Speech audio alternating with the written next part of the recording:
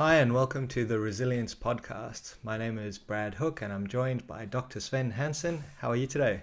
I'm Brad. Great shape. Thank you. And you? Going very well, thank you. I'm excited to connect today to talk about empathy, which is a really interesting topic. Many people have got their own definition of what empathy means or their own perspective on what empathy actually is. So perhaps a good place to start is, what is empathy from your perspective? Well, I think it's respectful just to acknowledge that there are many definitions. Mhm. So maybe just taking a moment for you and I just to kind of articulate how we describe it in the work Yes. we do. And just to make the point for anyone who wants to work with or work through empathy, the words you actually use, I don't think anyone really minds right now, but just make sure you explain what you mean to the person you're working with. Okay. And let me explain why that's important. So, empathy is obviously a very old thing. It's built very deep into our genes. We know that all our facial expressions are similar across the entire humanity. And, if there were two things that really help humans succeed, one is empathy and the other is what we call pattern seeking or their innovation. Those two functions in our brain are relatively recent, but they are clearly coded by our genes. So we think about empathy at first. I think as a modern definition, it's important to think of empathy as a passive competence. It is understanding another person, Mhm. not taking action.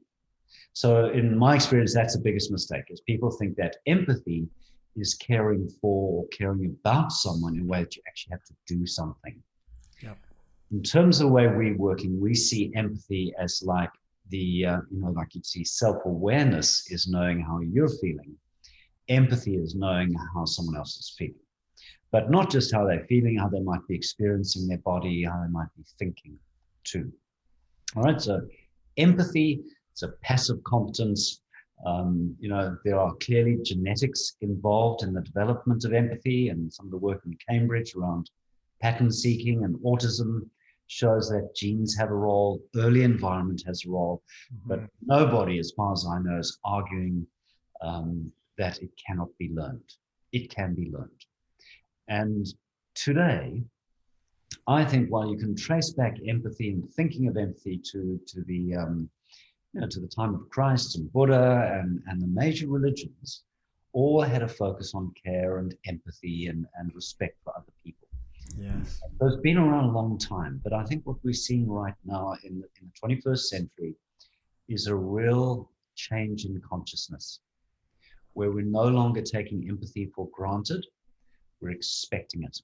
We're expecting it from parents, we're expecting it from business leaders, we're Mhm. expecting it in society. And I think that's an absolutely wonderful, wonderful piece.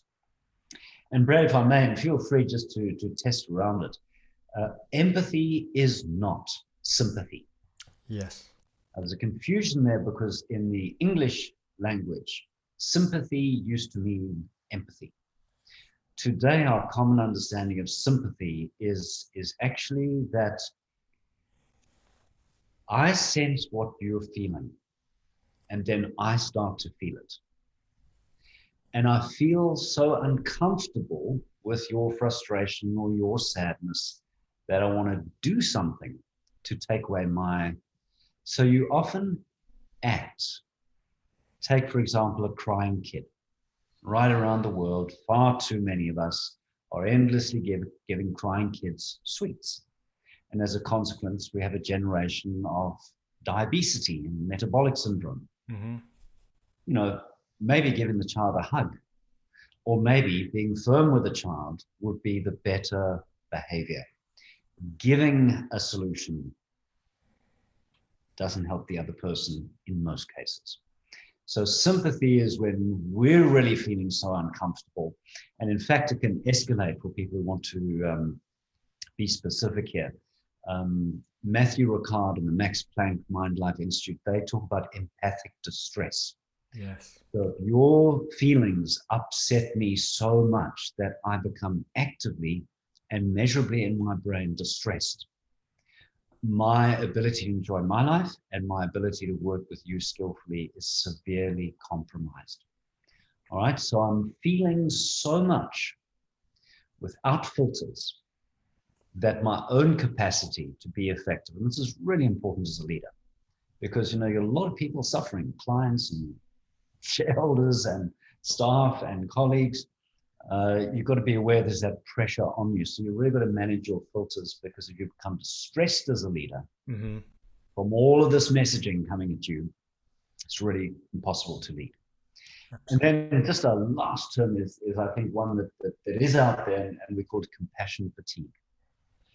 And where you might typically see this is, let's say you've got a parent, an elderly parent who's suffering, and you're taking care of them, and you're endlessly having to act with care and kindness. And sometimes that means you don't take care of yourself. So I think it'd be very common in the helping professions, Yes. definitely common in management and leadership. It's common in parenting, where we give too much without balancing the books. And compassion fatigue happens over time, whereas empathic distress is relatively short. Makes a lot of sense. And I hear increasingly amongst healthcare professionals or customer service teams, they're actually down the spiral because they're taking on board the problems, taking them home. It's affecting their own life, their own well-being. Absolutely. And then you can see in some business language, the customer's always right. Mm. So you're asking people to bend over backwards to keep customers happy at all costs. Well, just like the child being given a sweet, sometimes maybe you need to say, well, we'll work hard for you, but you know what? If we can't work, we won't work with you. Hmm. To be able to put those filters or those boundaries up. Boundaries are really important with empathy. And as anyone starts to work with empathy, they'll definitely feel the need to manage your boundaries. Absolutely. Yeah. I often think of it as it's really important to have that distinction between sympathy, which is okay, I guess. Sometimes it just happens. You see a homeless person and you have this feeling, but creating the distinction between what this thing called empathy is, which I find you can develop it as a competence. So there are some genetic factors, but you can develop it by taking time and effort to really try and create mental maps and models of what someone else's world is like. And so, is this a skill that we can learn as a competence?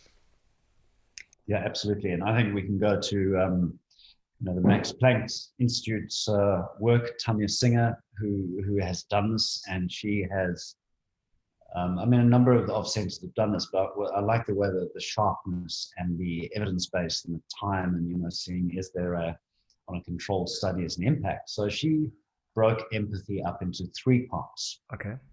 So for our language, we talk about physical empathy, emotional empathy, and cognitive empathy. Mm-hmm. Suddenly, this becomes a slightly bigger piece, doesn't it? Mm-hmm. So physical empathy, she called presence. And it's tricky, in terms of what you said around sympathy. I mean, you can't avoid the fact that if we are in the presence of each other, even to some degree on a virtual call like this, the sound of your voice, the Mm-hmm. expressions on your face, the posture you hold is actually going to change me physically, whether I'm aware of it or not. Physical empathy is the ability to step into the space with another person and be open to what happens in that space. There are a lot of hormones, the oxytocin, the vagal nerve, the nitric oxide, the serotonin, dopamine, all of these things. There's a drama going on at the physical level Mm-hmm. between people in true communication. Yeah, it's so interesting. I heard So we about have to affect each other. oh, There 100. is no way you get around that. Yes, yeah. There was a study at the Spanish Business School apparently where emergent leaders Well, not only did they attract people to them, but those who started to congregate around these leaders were mirroring them biologically, even down to heart rate variability, which is incredible. Isn't it? Hmm. Yeah. So it's really powerful. So physical empathy asks each of us the question: to what degree do I want to be aware of that? Hmm. So I can let you affect me and just not be tuned into it. Physical empathy is when I step into the space and I'm actually interested. I'm really interested in what I can experience from you physically, how it's impacting me.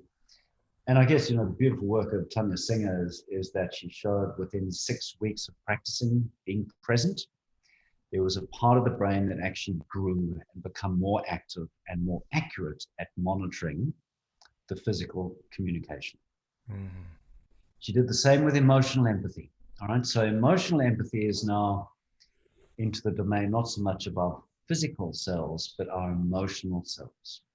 So what is the actual emotion being shared by my tone of voice or my facial expression, and words, of course. But so it's realizing, okay, Brad is feeling happy. Brad is feeling, you know, excited about this. Brad is feeling a little disappointed about that. So I'm able to detect. And then, of course, the question is, can I be conscious of that? Yes. Can I name it? Okay, I respect Brad's excitement. All right, that's great. It doesn't need to affect me. It is going to affect me, but I'm going to keep a check on that. But I'm respecting and honoring that. And she showed that that was managed in a separate part in the parietal temporal parts of the brain. This emotional empathy caused growth and increased skill over 6 weeks. Then the third part of empathy is what she termed cognitive empathy, and others call perspective taking. So if I can be in the physical space with another person, if I can be dialed into what they're feeling, and some people have said there are things called spindle cells in the brain, which are very long, very fast moving cells that actually help us take thin slice, rough judgments of what another person might be thinking. Hmm.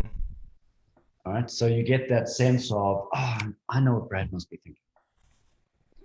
And that is the ability to step almost into the mind of another person. And I think that's just so clear for me is if you could see, okay, I step into a conversation, check body, check emotion, check mind. How's this person experiencing themselves physically? What might they be feeling? And what might they be thinking? I may not get it right every time. Might not be blessed with all the empathy circuits some people have. But if I, as you said, if I actually work at this, if I practice, if I make it a competence, a set of skills that I acquire, I can get better and better and better. Mm. So in summary, what they showed through Tanya Singer's work, three parts to empathy: physical, emotional, cognitive, and all three can be developed within 6 weeks. That's amazing. What a quick win.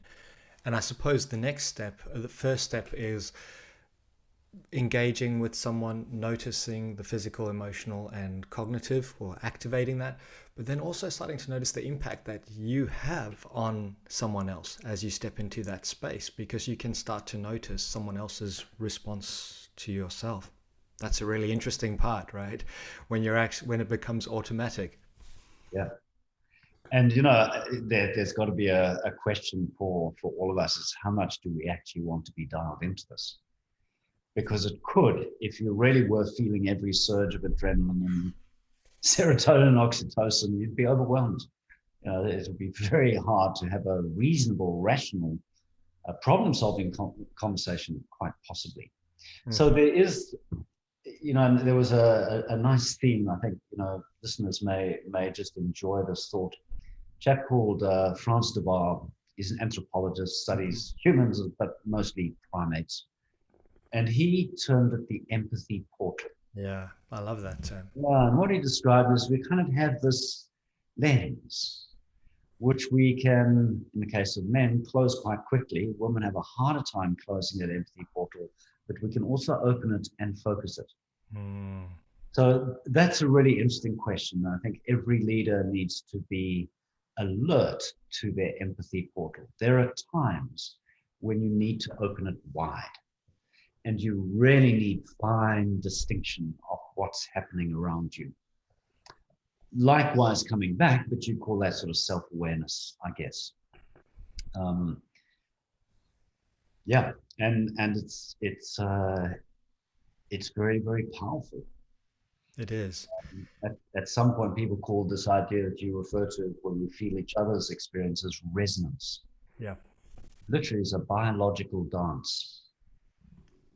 And I guess and this is careful to get into this, but at some point, then you've got to ask the question of trust. How much am I going to let you in? How much do I actually care? How much am I going to tell you? Now, if I'm angry or fearful or really depressed, that empathy portal is pretty shut. Of I'm, course. even if you are a super competent leader with empathy, I may choose not to open myself to you. So that's an interesting one, and adds just another dimension to empathy is be aware that trust plays a big role in how open we are to each other. Yeah, yeah, absolutely. I suppose also when we're on one of those downward spirals, fight, flight, freeze, the empathy portal's completely closed. So that's something to be aware of. Absolutely.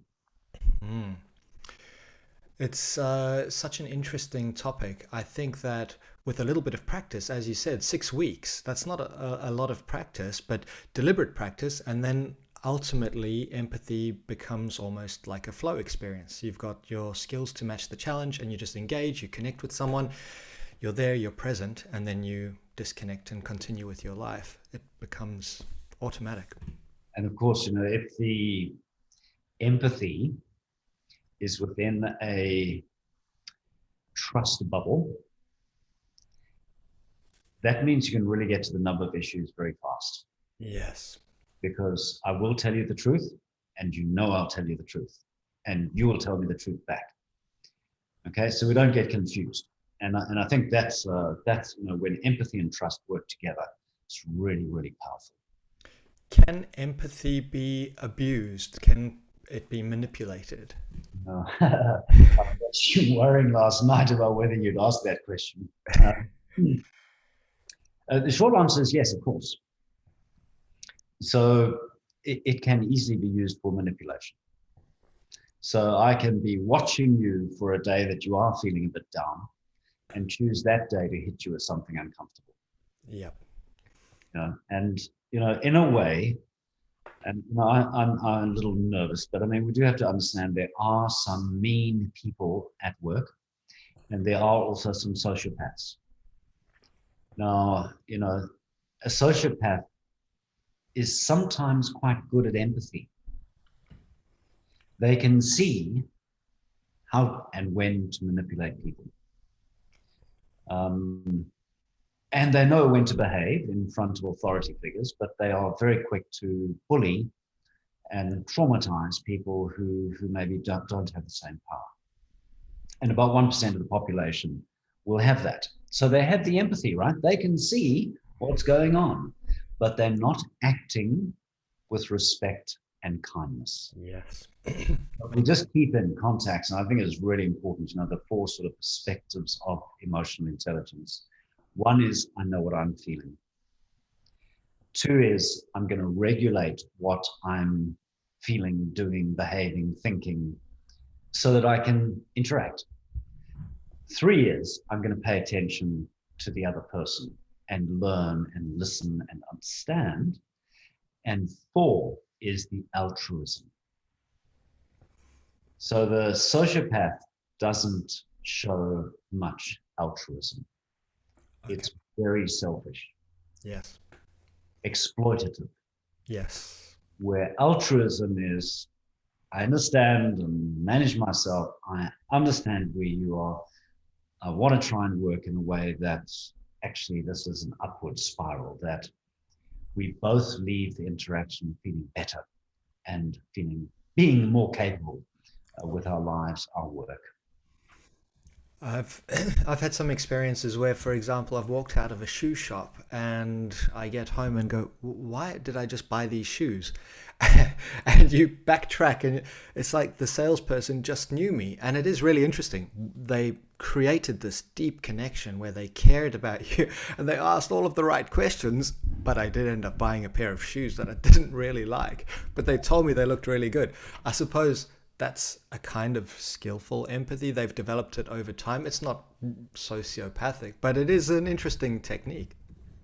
I think it's a really interesting angle. If these things are immensely powerful, Hmm. and as Spider-Man, his dad would say, with power comes responsibility. I think that's really important, right? Hmm. And you can definitely exploit people.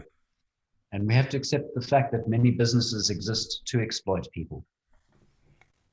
I mean, one doesn't want to be mean, but I mean, when you think about a business that's doing gambling or Yeah. promoting various toxic substances of all sorts, and then using a huge, huge amount of marketing resource to kind of exploit people's weaknesses, that's not responsible.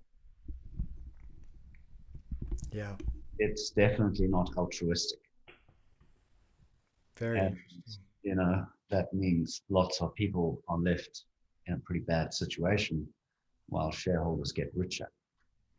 And that's why I think we're in such an interesting time, and this switch in consciousness Yes. where businesses are asking about this environmental and social good. Are we actually doing something good? And if we aren't, we need to make a change. Mm. Do you think that digital technology, spending time behind screens, is increasing our empathy or decreasing our empathy? Sorry, these are some big questions. Oh, I think it's a key thing. I mean, there is a lot written on this. Okay, so there's absolutely no chance that I'm going to pick up all the subtleties on a virtual call that I would on a face-to-face call. Even something like smell. There are dozens of pheromones and Mm. hormones that have odors, and we dial into them. Well, that's all gone. Plus there are time delays in the vision and the sound, and that can confuse the flow, the circuitry, if you like, of empathy. So there is no doubt that screens make it harder.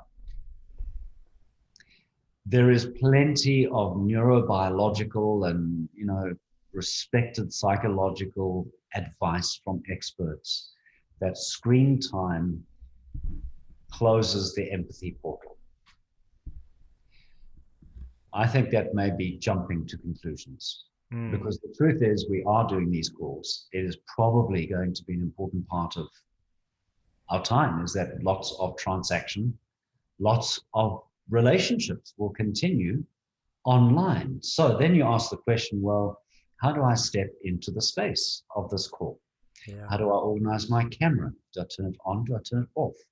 You know, how much do I pay attention to the broadband so I can actually, the lighting, as we were discussing before this call? Really interesting question. So I think the answer is we will have to adapt. And I suspect we are adapting. Yes. Now, there are successful ways to adapt and there are unsuccessful ways to adapt. So some people will just turn off their camera, check out, and fiddle with their emails. So they're not present to the interaction. Hmm. There are others who will be there, and it's just kind of funny but kind of tragic. But if I'm looking at my picture, I find it very hard biologically to look at you, It's because incredible. it's quite abnormal for a human being to watch themselves in action. Hmm. Compelling, your eyes keep going to your own picture instead of being paying attention. So maybe you go to the top right corner and you just pop off the self view. So now you're coming more into the conversation. And I think the last point on the digital, Stanford wrote a beautiful article we put through LinkedIn recently. You can't underestimate how expensive it is to deal with a virtual call. So all of those empathy circuits are working over time. And without the normal physical, aromatic, sound, light consequences of a face-to-face meeting. Mm. So it's exhausting. The brain is having to catch up, back off, catch up, ask, did I see this? Didn't I see that? So it's very tiring. So their point was just really clear, get back from the screen a little bit. Don't get too close and intimate, and make sure you take good breaks between the calls. Yeah. I think So that's that's such an how important we part. can grow our empathy online, 100%.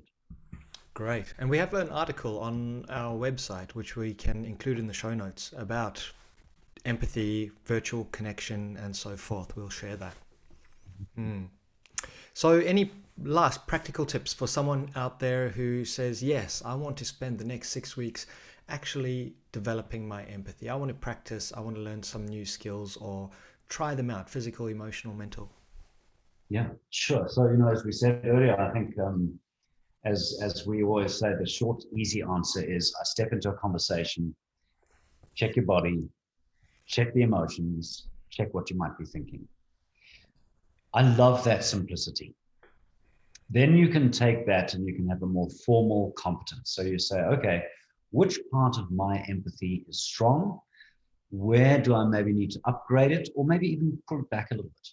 Mm-hmm. So when you look at the empathy competence, it has 4 levels. The first thing is giving your 100% attention to another person. Remove distractions, be there. And you could think of that as physical empathy. That's huge, right? And it's very common in today's very active, busy world for me to be fiddling and doing a Absolutely. billion little things, multitasking, breaking all the rules while I'm actually listening to you. Now, some people can do that, but the question I have to ask if I want to build my empathy is, what does Brad sense when I'm fiddling with that call or that email while you're talking to me? Mm. Yeah. The reality is another human doesn't feel listened to. And if we don't sense each other's physical presence, we will doubt everything else in empathy. So, lesson 1, practice being present, 100% present, face to face, open, communicating. Mm. Step 2 is those facial expressions, the tone of voice, to actually maybe go to the www.paulekman.com website and learn. And maybe we can run a separate session on this. What are the key expressions that I need to be alert to? Oh, did Brad smile? Was it something else? It's really important to ask these questions consciously Mm-hmm. because you can actually sense what someone is feeling 0.15 of a second. That's Micro really expression. valuable information. So 1, be present. 2, dial into the emotional expressions of another person. And remember, the expressions, they're physical. All right. And then you can say, as a truly empathic person, okay, if I see Brad smile, he must be feeling some joy. And you can talk about mirror neurons and all that kind of things, which allows me to feel as if I'm you. Mm. And that completes the physical side of part 2, which is recognizing expressions, actually having a sense of being able to understand what you must be feeling. And then the third one is the cognitive empathy, which is how do you dial into the thoughts? Now, for some people, Brad knows Sven so well, he just knows what Sven's thinking. It's easy. You've had enough time seeing the range and you can pick it very, very quickly. For someone who maybe knows someone else less well, maybe they need a little bit of help. If it's not clear, I don't think there's anything wrong with asking the question. Brad, tell me what you're thinking right now. Absolutely. Well, I'd love to know what you think about that. Or, I was wondering, were you thinking X? Ask the question. And when someone shares something with you, you can reinforce and bed down that cognitive empathy. If you can say, so Brad, what I think I heard you saying was ABC. And if you say, that's exactly right, Steve, then you actually have the base for powerful conversation, for innovation, for productivity, for a high-performing team. So that being able to connect a moment with that sort of cognitive understanding is very powerful, and there's lots and lots of evidence to support that. And a fourth one, which I think is totally legitimate at times, but not at all times, is do your research. Who is this person? What's in their life? Where do they live? Where do they go to school? How do they get, to where they are? So you understand, if you like, the whole person. Yes. And clearly there are limits. And we know plenty of businesses where having those sort of personal, intimate discussions and being interested in each other's families is just not cool. There are other organizations where, before you're employed, they want to meet the family. Okay. So that, I think, is a legitimate form of empathy. And that's something we need to be probably a little cautious of in the virtual world. Mm. Really tempting to jump into the agenda and not take a moment just to, as our call last week, it's interesting, we took quite a lot of time to connect with each person on the call. That's an important part of level 4. All right, so step in, be 100% present. Step 2, dial into what another person might be feeling. 3, what might they be thinking? And 4, make sure that even before the conversation, you actually have spent a bit of time understanding who's in the room with you. That's great. And that's how you develop that affiliative leadership. You're in this together, you understand, and you care, and you can motivate and potentially have those courageous conversations because you've taken time to care. Makes a lot of sense. We had quite an interesting experience talking with a CEO who'd got very busy, and a couple of months back recommended that he actually organize 15-minute meetings with each of his key direct reports. He hadn't done it for a very, very long time, I think years. When he did have those meetings, they went obviously way longer than 15 minutes. Yes. But as he described them, the quality and the power of that affiliative connection to realign each other, to reprioritize what was important, to show that they cared about each other personally, it was huge for him, right? Really big, big transformation, just making the time for, as you call it, the affiliative leadership. Yeah. It's a great reminder that something that might seem relatively, you know, unnecessary or insignificant can have such a huge impact. And that's all that's needed sometimes, is spending a little bit of time with people, creating that safe space. I guess, and the rub of everything we're talking about here, this competence of empathy is critical in our time, and we can't get all of it right. Mm. And I guess the beauty of a high trust environment that comes from good empathy is that we help each other. We remind each other. Brad, it'd be really helpful for so and so if or were you aware that in this situation, so and so was really upset? Mhm. That is powerful stuff. Where we become really deeply human in our business. Yeah, it's definitely a superpower for the future. It will equip us well. And it's great that this change in consciousness is happening. I think it has to happen now that we live in such close proximity and we're trying to work together with people who are not part of our tribe. We're going into these, well, now we're staying at home and trying to do it, collaborate with people who are distant from us. So we need to develop these skills and make a huge difference. So on one end, we've got, I love the term Schadenfreude, which is negative empathy. We enjoy someone's suffering. And on the other end, we've got skillful empathy, where we're actually trying to create maps and models of what someone else's world is like. And somewhere in between, there's the opportunity for us to practice and get better at this and move up that competence path. Rapidly. To Yes. remember 6 weeks.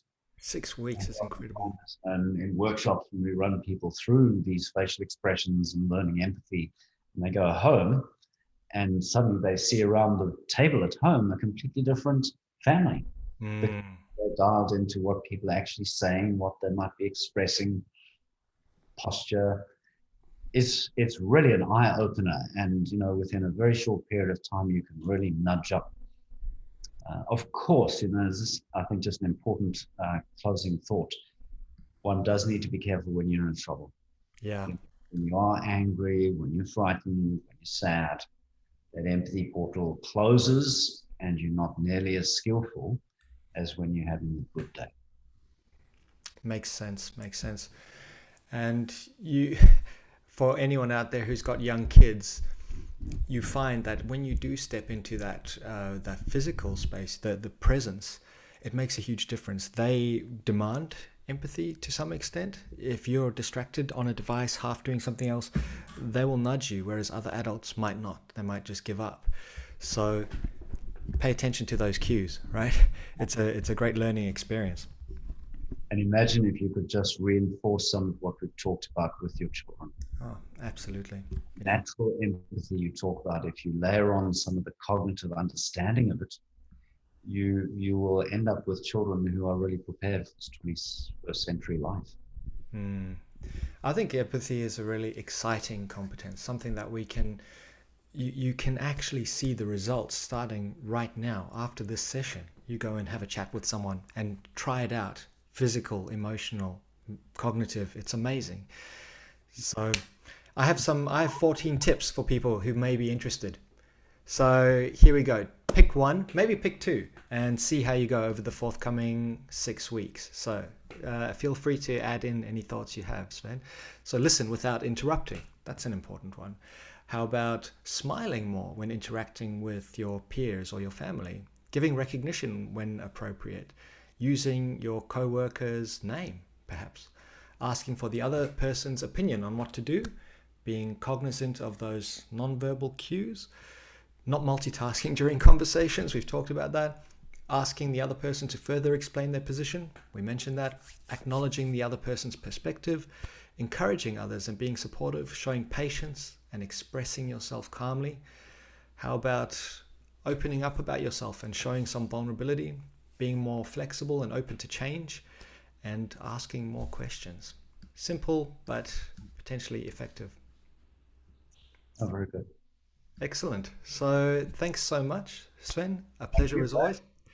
And we will be back with the Resilience podcast next time. Check in the show notes and we'll include some links to resources that may be useful. Fantastic. Thanks all. Good luck in this good journey. See you all soon.